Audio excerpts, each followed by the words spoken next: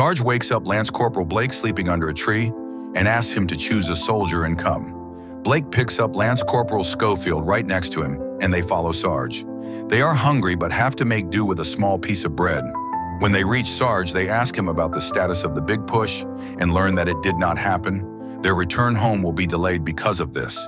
When they enter one of the bunkers, the general tells them that word must be sent to the 2nd Devons, which includes Blake's lieutenant brother and is commanded by Colonel Mackenzie, so that they will not fall into a German trap tomorrow.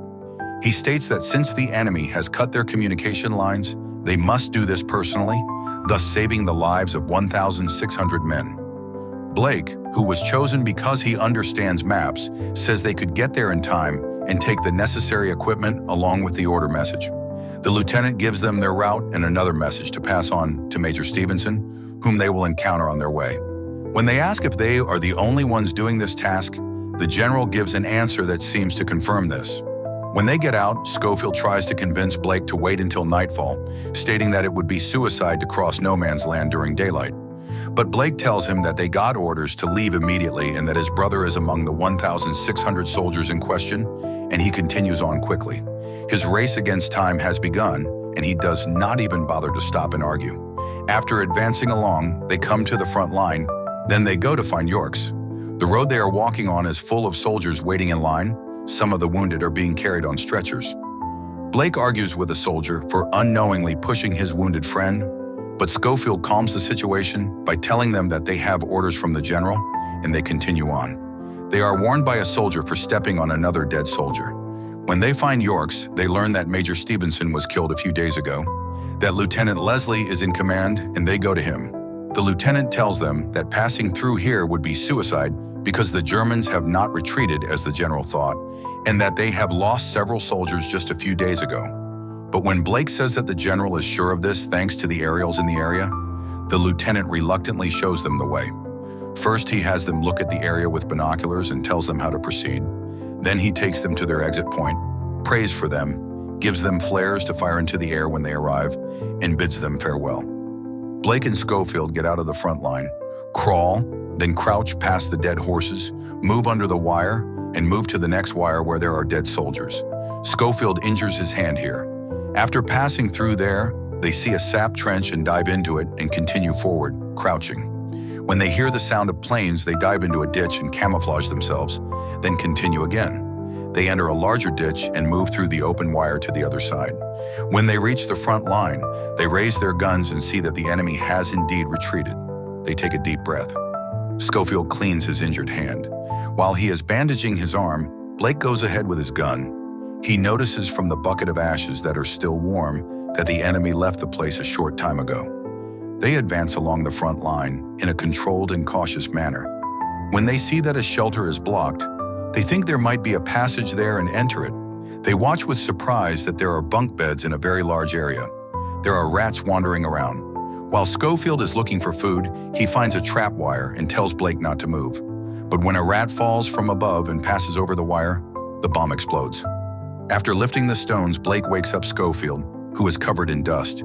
Then he guides him as the place they are in falls on them. When they come to a cliff, they have to jump. They go a little further towards the light they see and manage to get out. After a short rest, they continue on and find themselves in an area full of heavy weapon shell casings. Schofield pours water into his eyes, which are filled with sand, then drinks it and tells Blake he wishes he hadn't chosen him. Blake fires the flare, he checks his compass, and they set off again. They talk about the Germans destroying their own weapons and the front bunkers too. They pass through the forest. Schofield says that he traded his medal from his previous mission with a French captain because he was thirsty, and that it was only a tin. They pass through a ruined wall. They come to a house that looks abandoned, but they still proceed cautiously. They split up, one going in from the front and the other from the back, but there is no one in the house. It is in ruins. Schofield goes to the barn and fills his canteen with milk that he found in a bucket. In the meantime, they hear planes getting into a dogfight, and their two planes destroy an enemy plane, and it crashes into the barn. Blake and Schofield pull the enemy soldier out of the burning plane. When Schofield goes to the well to give the man water, he hears Blake screaming. He shoots the enemy soldier, runs to his friend who has been stabbed. He presses his wound, tries to lift him, then tries to drag him. says that they need to take him to a nearby aid post, but Blake wants to stop because of the pain. He seems to lose consciousness, takes out a photo of his family and presses it to his chest. He becomes immobile and loses his life. Schofield takes his letter and belongings and carries his body to a distant point, encountering 2 friendly soldiers in the process and receiving their help.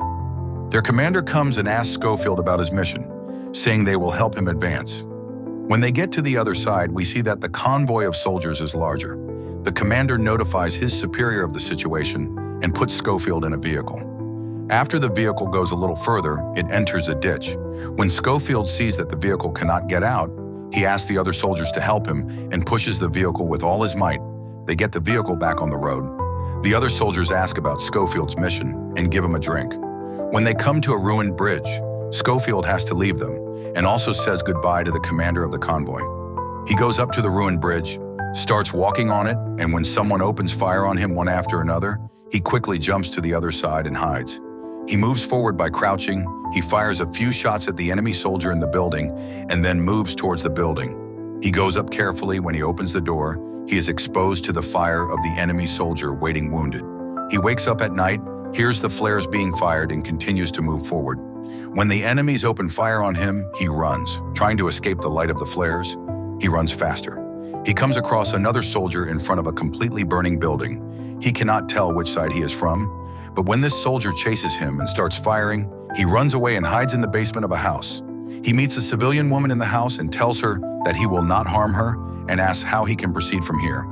He loses his balance due to the wound on his head and sits down. The woman dresses his wound and goes to her crying baby. When Schofield sees the baby, he gives them his own food and the milk in his canteen. While reading a poem to the baby, he hears the bells ringing and sets off again. He hides when he sees an enemy soldier vomiting.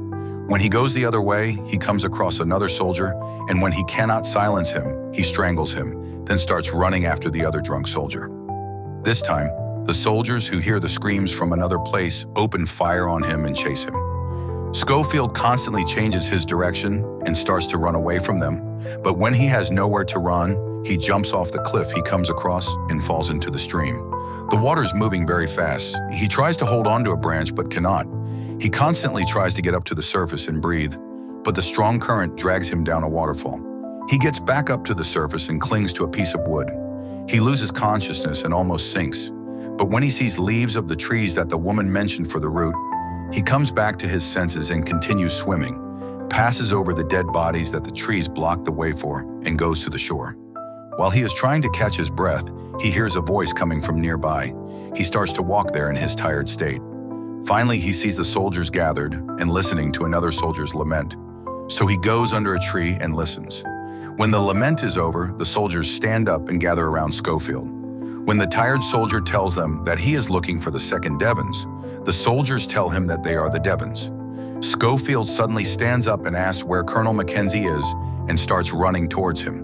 He moves forward, pushing the soldiers out of his way, and learns that the colonel is in the holding pen. He informs a senior soldier who gathered the soldiers around him and prepares them for an attack with his speech, but he tells him that he has to tell this to Captain. He continues to run, exhausted, passing by a place where soldiers are preparing to attack and waiting in the trenches. When he finds a captain, he explains the situation, but the man is not fully awake, and the enemy starts to bomb the place. Trying to dodge the explosions, he learns from another captain that Colonel Mackenzie is 300 yards away. He sees that he cannot catch up because of the soldiers in his way as they are about to attack, so he starts to run outside the front line. The first wave of soldiers moves and starts to attack. Even though Schofield hits a few soldiers and falls to the ground, he continues to run, eventually entering the front line again. When he reaches the shelter where the colonel is, 2 soldiers prevent him from entering, but Schofield dodges them and finally reaches Colonel Mackenzie and tells him about the order he brought from the general. The colonel says that they receive such orders a lot and that he will not stop the operation, but upon Schofield's insistence and his mentioning the trap set by the Germans, he reads the order letter and is finally convinced to send his major to stop the attack. He tells Schofield to get his wounds looked at. The major tells Schofield that Lieutenant Blake may be at the casualty clearing station, and if he is not there, he must have unfortunately already gone out with the first wave. Schofield continues on his way, exhausted, passing through wounded soldiers who have either returned from the attack or those who have not yet been on the attack and are being carried away by the others. He asks a doctor, but does not get a definite answer. He shouts Lieutenant Blake's name, asking if anyone has seen him. He finally finds out that the lieutenant who is giving orders to the other soldiers at that moment is Blake, and he gives him his brother's belongings, expressing his condolences for his death, and wants Blake to know that his brother was not alone in his last moments and that he even saved his life once. Blake's older brother thanks him. Schofield, exhausted, walks slowly to sit at the base of a nearby tree. He looks at the photos of his family and closes his eyes with great longing. The story ends here.